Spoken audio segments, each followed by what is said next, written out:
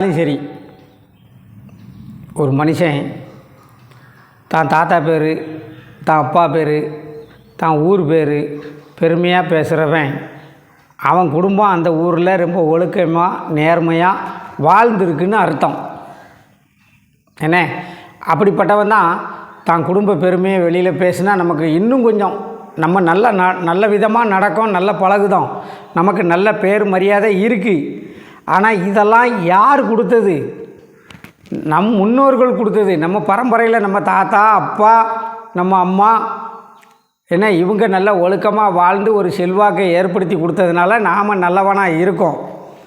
அதை நம்ம குடும்ப பெருமையை நம்ம வெளியில் பேசுகிறோம்னா அவங்கெல்லாம் நமக்கு உயர்ந்தவர்கள்னு அர்த்தம். ஏன் பெருமையை பேசுகிறோம்? அப்போ எதிரால் இருக்கிறவன் இன்னும் கொஞ்சம் மரியாதை மதிப்பு கொடுப்பான் அப்படின்னு எதிர்பார்த்து தான் குடும்ப பெருமையை பேசுகிறோம். நம்ம குடும்பம் ஏகப்பட்ட ஊரில் களவாணித்தனம் பண்ணிக்கிட்டு விபச்சாரத்தனம் பண்ணிக்கிட்டு ஊரெல்லாம் போகிற இடத்துல வாரிய பூசப்பட்டுக்கிட்டு இருந்தோம்னா அவனை எவன் பெருமையாக பேசுவான்? அவன் குடும்பத்தை பெருமையாக பேச முடியுமா?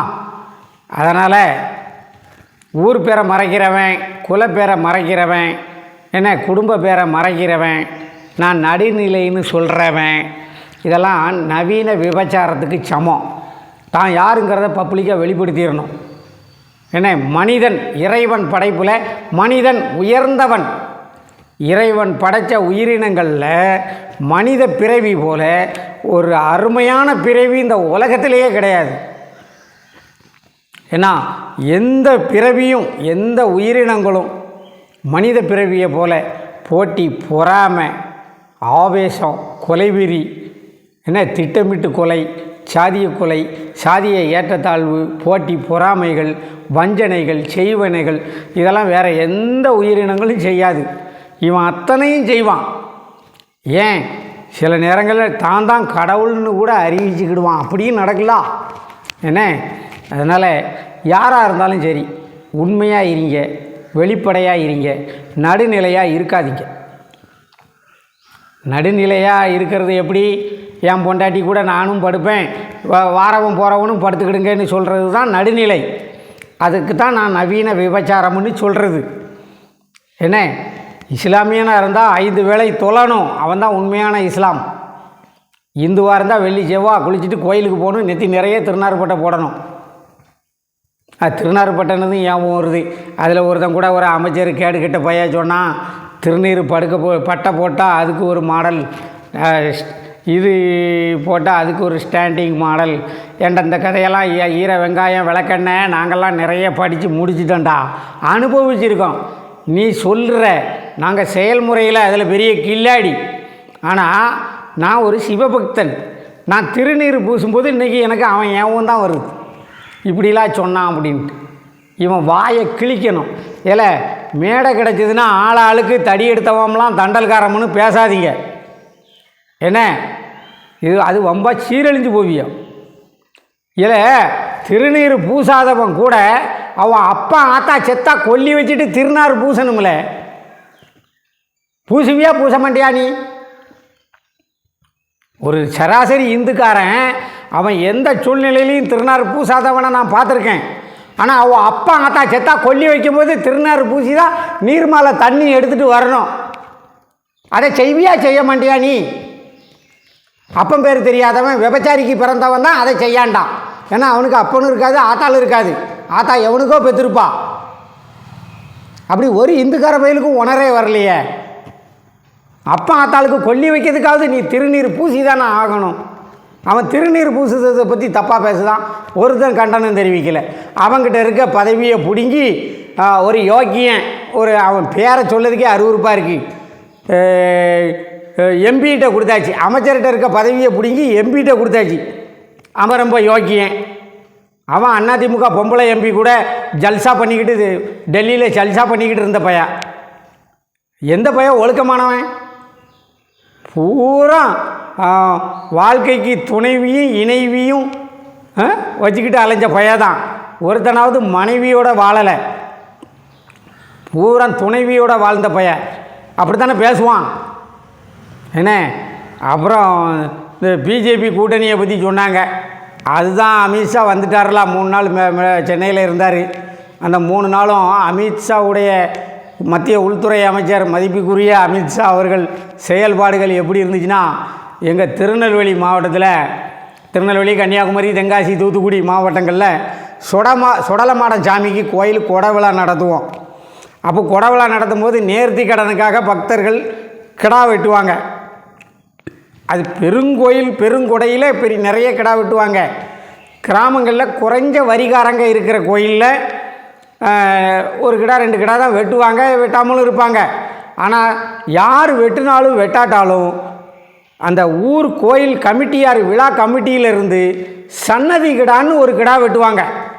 சன்னதி கிடா வெட்டாத எந்த கோயில் கொடையும் எங்கள் கிராமங்களில், தென் மாவட்டங்களில் நடக்காது. அந்த சன்னதி கிடா அமித்ஷா அவர்கள் பிஜேபி அதிமுக தேர்தல் கூட்டணி, அந்த கூட்டணியை ஏற்படுத்தி சுடலமாடம் கொடை விழாவை ஏற்படுத்தி சன்னதி கிடாவா சசிகலா, டிடிவி தினகரன், ஓபிஎஸ் 3 கிடா வெட்டிட்டு போயிட்டார். நான் அதை அப்படி தான் பார்க்கேன்.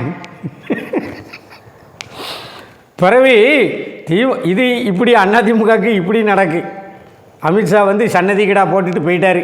சுடலமாடம் கோயில் கொடை விழா நடத்தின மாதிரி இருந்துச்சு அந்த பிஜேபி அதிமுக கூட்டணி. அவர் சன்னதி கிடாவை வெட்டிட்டு போயிட்டார். இவர் திமுகவுக்கு இப்போ பயங்கரமாக கடுப்பு ஏறுது. ஆஹா, அதிமுக அழிஞ்சு போகும், அதிமுக அழிஞ்சா உங்களுக்கு லாபம் தானேயா, அதுக்கு ஏன் இவ்வளவு ஆவேசப்படுதியா? அதிமுக அழிஞ்சு போனால் உங்களுக்கு நல்லது தானே, மகிழ்ச்சி, வாழ்த்துக்கள், அப்படி சந்தோஷப்பட வேண்டியதானே வெடி வெடிச்சு. ஏன்னா அது பிஜேபி கூட சேர்ந்ததுன்னா அழிஞ்சிடும். அது அழிஞ்சிட்டுன்னா தமிழகத்தில் தன்னிகரில்லா ஒரு கட்சி உங்கள் கட்சி. ஆட்டவும் முடியாது, அசக்கவும் முடியாதுன்ன கதையில் தான் இருக்கு. இது நீங்கள் இப்படி தான், அதாவது மக்கள்லேயே நிறைய இப்போ புதுசாக வரக்கூடிய அரசியல் தலைவர்களே என்ன சொல்கிறாங்க, புரட்சி தலைவர் எம்ஜிஆர் ஆட்சி அமைப்போம், கர்ம வீரர் காமராஜர் ஆட்சி அமைப்போம், பேரறிஞர் அண்ணாவின் ஆட்சி அமைப்போம் அப்படின்னு சொல்லுதாங்க. அதிமுக காரங்க என்ன சொல்கிறாங்க, புரட்சி தலைவர் ஆட்சியை மீண்டும் கொண்டு வருவோம், வென்றே தீர்வோம், அம்மாவின் பொற்கால ஆட்சியை மீண்டும் நிறுவுவோம் அப்படின்னு அவங்க சொல்லுதாங்க. மு.க. ஸ்டாலின் முதலமைச்சர் ஐயா அவர்கள் எனது தந்தையார் கலைஞர் கருணாநிதியின் ஆட்சியை நான் கொண்டு வருவேன் அப்படின்னு எந்த மேடையிலேயாவது சொல்லியிருக்காராம்? ஏன்னா கருணாநிதி செஞ்சதெல்லாம் ஆட்சியே இல்லைன்னு அவர் மகனுக்கே தெரியுது. அவர் மகனே மீண்டும் கலைஞர் ஆட்சியை கொண்டு வருவேன், பொற்கால ஆட்சியை கொண்டு வருவேன், கலைஞரின் கனவை நனவாக்குவேன்னு அவர் சொல்லவே இல்லை. அவர் நான் விடியல் கொண்டு வருவேன், நான் அவியல் கொண்டு வருவேன்னு தான் அவர் சொல்லி ஓட்டு கேட்கார். அது தன்னம்பிக்கை உள்ள மனுஷன், அதில் வாழ்த்தணும். ஏன்னா யார் பேரை சொன்னால் ஓட்டு விழும். ஏன்னா ஸ்டாலின் நான் அதை செய்வேன் இதை செய்வேன்னு சொன்னால் நம்பி ஓட்டு போட ஆள் இருக்கான். கருணாநிதி செஞ்சதை நான் செய்வேன்னு சொல்லியாச்சுன்னா டெபாசிட்டு கூட வாங்க முடியாது. ஏன்னா அவர் அந்த அளவுக்கு அவர் நல்ல மனுஷன். பின்ன அவர் கட்சியில் அவர் கொள்கையை ஏற்றுக்கிட்டு அவர் வழிகாட்டுதலின்படி செயல்பட்டுக்கிட்டு இருக்கிறவன் இப்படி தானே மேடையில் பேசுவான். உன் அக்கா தங்கச்சிக்கிட்ட பேசுவியா, பட்டையை இப்படி போட்டால் அப்படி செய்யலாம், இப்படி போட்டால் நாமத்தை போட்டால் இப்படி செய்யலாம்னு உன் அக்கா தங்கச்சி உன் மனைவிக்கிட்ட நீ சொல்லுவேன், மனைவிக்கிட்ட சொல்லுவேன். அதை உன் மனைவியை வச்சுக்கிட்டு பல பேர்கிட்ட நீ சொல்லுவேன். ஏன்னா உங்களுக்கெல்லாம் தாலியே பெண் அடிமைத்தனம்னு சொல்கிற கூட்டம் நீங்கள் என்ன. அதாவது எவனும் எவன் கூடயும் வாழலாம், இவன் இப்படித்தான் இவளோடு தான் வாழ வேண்டும், இவள் இப்படித்தான் இவனோடு தான் வாழ வேண்டும் என்ற ஒழுக்க நெறிமுறைப்படி வாழறதுக்கு விருப்பம் இல்லாத கூட்டம் நீங்கள். நாங்கள்லாம் மனைவியோடு வாழுதவங்க, நீங்கள் துணைவி இணைவியோடு வாழ்கிறவங்க. உங்களுக்கு அப்படித்தான் இருக்கும். எதையோ பேச எதையோ போயிட்டு.